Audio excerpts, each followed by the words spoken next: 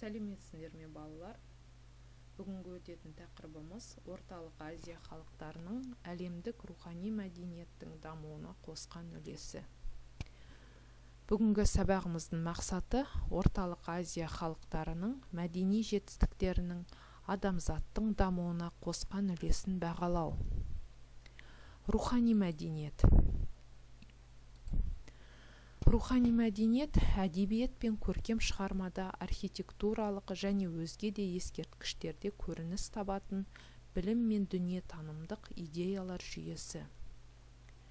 Ежелгі адамдардың рухани өмірі туралы ақпаратты тасқа қашалған бейнелер, яғни петроглифтерден көруге болады.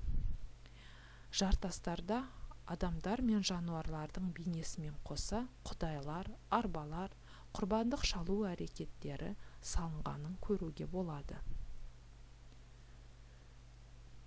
Күн құдіретіне табыну.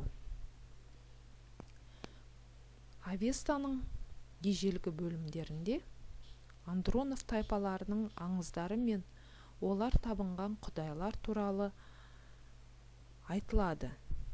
Ең басты құдірет күн бейнесі құдай. Күн бейнелі құдай болды.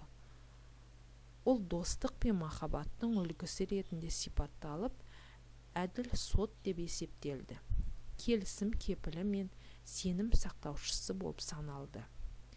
Ежелгі малшыларда күн құдайы жеңіс сыйлап, малды аман сақтайды, тоқшылық пен байлық дарытады. Ол жаулардың үйлерін талқандап, оларды соғыста жеңіліске ұшыратады деп сенген екен.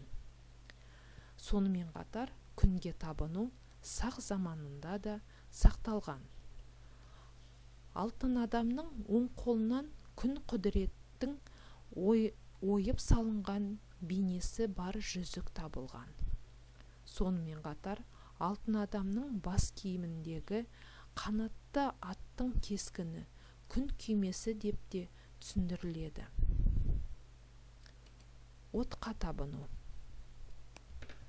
Андрондықтар дәуірінің соңы мен сақ заманында дала тайпаларында отқа табыну болғаны туралы деректер жиі кездеседі. Сонымен қатар жерлеу құрылысы мен мәйітті өртеуде отқа табынумен байланысты салттар болды. Мәйітті отқа өртеп, оның күлі мен заттарын тас жәшікке салып жерлеген екен. Сонымен қатар сақ киіміндегі алтын және қызыл түстердің бар болғанын көруге болады. Ол күн мен отқа табынумен байланысты деп саналады. Қызыл киім киген адам күннің рақымшылығын алады деп сенген. Материалдық мәдениет. Материалдық мәдениет белгілі бір өркениеттің барлық материалдық құндылықтарының жиынтығы. Қола дәуіріндегі адамдар мен жануарлар бейнеленген саздан, тастардан, сүйектер мен қоладардан жасалған бұйымдарды кеңінен кездестіруге болады. Сонымен қатар айналар, моншақтар, түйреуіш пен айылбастылар жоғары деңгейде жасалғанын көруге болады. Әйелдер қола жүзіктер, әшекей, білезіктер, жүзіктер таққанын көрініс табады. Ғалымдар қазақтың дәстүрлі зергерлік өнерін өз бастауын осы қола дәуірінен алатынын айтқан екен.